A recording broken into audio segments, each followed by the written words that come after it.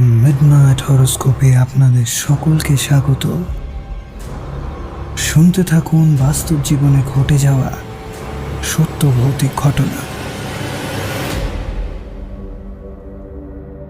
Hello everyone, আশা করি সকলে ভালো আছেন। আজকে আমি আপনাদের সাথে যে ঘটনাটা শেয়ার করতে যাচ্ছি সেটা কোনো কাল্পনিক ভূতের গল্প নয়। এটা একটা সম্পূর্ণ সত্য ঘটনা যা আজ থেকে প্রায় 8 বছর আগে মানে 2018 সালে ঘটেছিল। ঘটনাটা আমাকে ইমেল করে পাঠিয়েছেন অঙ্কিতা। আমি যখন ওনার ইমেলটা পড়ছিলাম, বিশ্বাস করুন আমার নিজের গায়ের লোম খাড়া হয়ে উঠেছিল।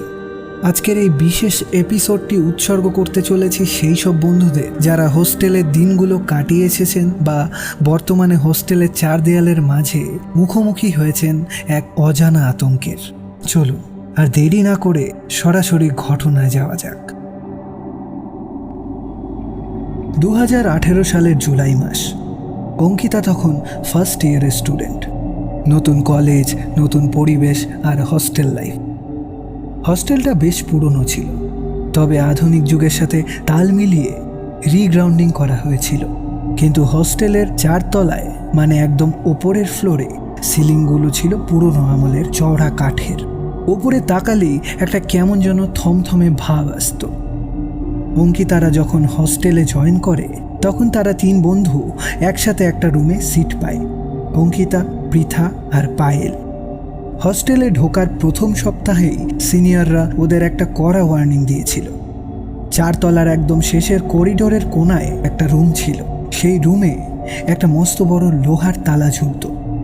সিনিয়ররা পরিষ্কার বলে দিয়েছিল, দিনের বেলা হোক বা রাতে ভুলেও কখনো ওই রুমের আশেপাশে যাবি না, ওই রুমটা অভিশপ্ত। স্বাভাবিকভাবে নতুন বয়সে এই ধরনের নিষেধাজ্ঞা শুনলে কৌতূহল আরও বেড়ে যায়। অঙ্কিতা একটু শান্ত স্বভাবের হলেও পৃথা আর পায়েল ছিল প্রচণ্ড সাহসী আর কিছুটা বেপরোয়া।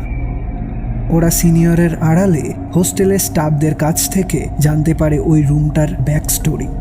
আজ থেকে বেশ কিছু বছর আগে, সম্ভবত 2010 বা 11 সালের দিকে, ওই রুমটাতে 4 জন মেয়ে থাকত।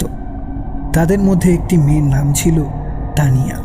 খুব মধ্যবিত্ত পরিবার থেকে এসেছিল, পড়াশোনায় খুব ভালো ছিল সে। কিন্তু হস্টেলের কয়েকজন সিনিয়র মেয়ে তাকে প্রচণ্ড র্যাগিং করত। শুধু মানসিক নয়, শারীরিক নির্যাতনও করা হতো। তানিয়ার রেজাল্ট খারাপ হতে শুরু করে এবং মানসিক অশান্তি সহ্য করতে না পেরে একদিন গভীর রাতে তানিয়া ওই রুমের ভেতর বিষ পান করে সুইসাইড করে। বলা হয় তানিয়া যখন ছটফট করে মারা যাচ্ছিল তখন বাকি রুমমেটরা ভয়ে বা সিনিয়রদের হুমকিতে রুম ছেড়ে পালিয়ে গিয়েছিল। কেউ তাকে বাঁচাতে আসেনি। সেই ঘটনার পর থেকেই ওই রুমটাতে অদ্ভুত সব প্যারানর্মাল অ্যাক্টিভিটি শুরু হয়। মাঝরাতে ঘরের ভেতর থেকে ফিসফিসানি, কাঁদবার আওয়াজ আর কাঠের সিলিংয়ে কেউ যেন ভারী কিছু টেনে নিয়ে যাচ্ছে এমন শব্দ শোনা যেত। এরপর হস্টেল কর্তৃপক্ষ ওই রুমটাকে পাকাপাকিভাবে সিল করে দেয়।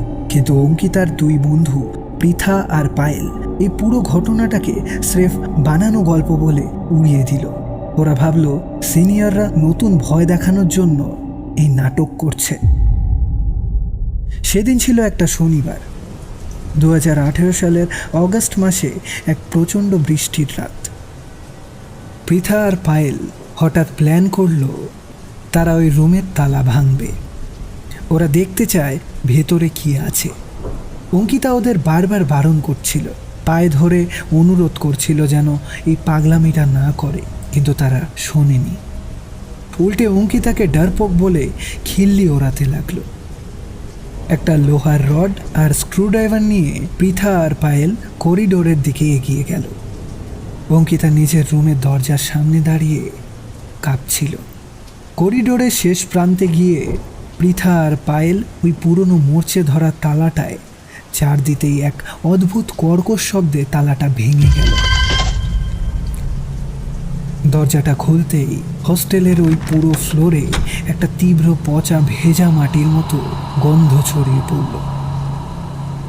গন্ধটা এতটাই গা গুলিয়ে ওঠা যে অঙ্কিতার দূর থেকেই বমি করে ফেলার মতো অবস্থা হয়েছিল। কিন্তু পৃথা আর পায়েল মোবাইলের ফ্ল্যাশ জেলে হাসাহাসি করতে করতে ঘরের ভেতরে ঢুকে গেল। ওরা তার সুইসাইড নিয়ে চরম ইয়ার্কি মারছিল। ওরা ঘরের ভেতরে ঢোকার ঠিক 2 মিনিটের মাথায় করিডোরে 0 ওয়াটের বাল্বটা দপ করে নিভে গেল। চারিদিক ঘুটঘুটে অন্ধকার। ঠিক সেই মুহূর্তে হস্টেলের ওপরের কাঠের সিলিং থেকে একটা প্রচণ্ড জোরে শব্দ হলো, যেন ওপর থেকে ভারী কোনো বস্তা নিচে আছাড় খেয়ে পড়ল। আর তার পরক্ষণেই রুমের ভেতর থেকে পৃথা ও পায়েলের এমন একটা চিৎকার শোনা গেল, যা কোনো মানুষের গলার আওয়াজ বলে মনেই হচ্ছিল না। চরম আর্তনাদ। অঙ্কিতা ভয়ে নিজের রুমে ঢুকে দরজা লক করে দিল। কিছুক্ষণ পর হস্টেলের বাকি মেয়েরা আর ওয়ার্ডেন ছুটে এলেন। যখন টর্চ নিয়ে সবাই ওই রুমে ঢুকলো, তখন যে দৃশ্য দেখা গেল তা আজও অঙ্কিতাকে ঘুমোতে দেয় না। ঘরের মেঝেতে পৃথা আর পায়েল দুজনেই অচেতন হয়ে পড়েছিল। তৎক্ষণাৎ তাদের রুমে নিয়ে আসা হলো। কিন্তু ভয়ের বিষয় ছিল, পৃথার মুখের আকৃতি পুরো বদলে গিয়েছিল। তার চোখ দুটো যেন কোটর থেকে ঠিকরে বেরিয়ে আসছিল। তার মুখ দিয়ে প্রচুর ফেনা বেরোচ্ছিল। অন্যদিকে পায়েলের অবস্থা ছিল আরও অদ্ভুত। সে ঘরের এক কোণায় দেয়ালের দিকে মুখ করে গুটিসুটি মেরে বসেছিল এবং তার নখ দিয়ে দেয়ালের সিমেন্ট আছড়ে উপড়ে ফেলছিল। নখ ফেটে রক্ত বেরোচ্ছিল, কিন্তু তার কোনো হুঁশই ছিল না।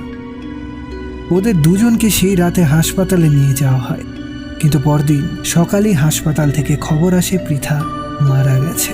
ডাক্তাররা বলেন অতিরিক্ত ভয়ে ওর কার্ডিয়াক অ্যারেস্ট হয়েছে, অর্থাৎ হার্ট অ্যাটাক। কিন্তু একজন 18 বছরের সুস্থ মেয়ের হঠাৎ হার্ট অ্যাটাক কেন হলো, তার কোনো জবাব ডাক্তারদের কাছে ছিল না। আর পায়েল বেঁচে ফিরেছিল ঠিকই, কিন্তু সে আর কোনোদিন স্বাভাবিক হতে পারেনি। সে সম্পূর্ণ পাগল হয়ে যায়। হসপিটালে থাকার সময় পায়েল শুধু একটা কথাই বারবার বিড়বিড় করত। ও সিলিং থেকে উল্টো হয়ে নেমে আসছিল, ওর মুখ পোড়া ছিল, ও আমাদের ছাড়বে না। হসপিটাল থেকে ছাড়া পাওয়ার মাত্র 3 মাসের মাথায় একদিন পায়েল নিজের বাড়ির ছাদ থেকে লাফ দিয়ে সুইসাইড করে। আজ 8 বছর পার হয়ে গেছে। অঙ্কিতা এখন বিবাহিত, নিজের সংসার নিয়ে ব্যস্ত। কিন্তু 2018 সালে সেই রাতের বৃষ্টির শব্দ আর সেই কাঠের সিলিং থেকে আসা আওয়াজ আজও তাকে তাড়া করে বেড়ায়। অঙ্কিতা তার মেইলের শেষে একটা কথাই লিখেছে, সব কিছুকে স্রেফ খিল্লি বা কুসংস্কার বলে উড়িয়ে দিতে নেই। প্রকৃতির এমন কিছু অন্ধকার দিক আছে যার মুখোমুখি হওয়ার ক্ষমতা আমাদের সাধারণ মানুষের নেই। সো এই ছিল আজকের ঘটনাটা শুনে আপনাদের কেমন লাগলো কমেন্ট করে অবশ্যই জানাবেন। যারা চ্যানেলে নতুন, ভিডিওটিকে লাইক করে চ্যানেলটিকে সাবস্ক্রাইব করুন। আমাদের সাথে জুড়তে এবং ঘটনা পাঠাতে কন্ট্যাক্ট করুন আমাদের ফেসবুক পেজে অথবা মেল করুন thebluetalks@gmail.com। সমস্ত লিঙ্ক ডেসক্রিপশনে দেওয়া রইল। আজকের মতো এখানেই শেষ করছি। সবাই ভালো থাকবেন, সুস্থ থাকবেন। শুভরাত্রি।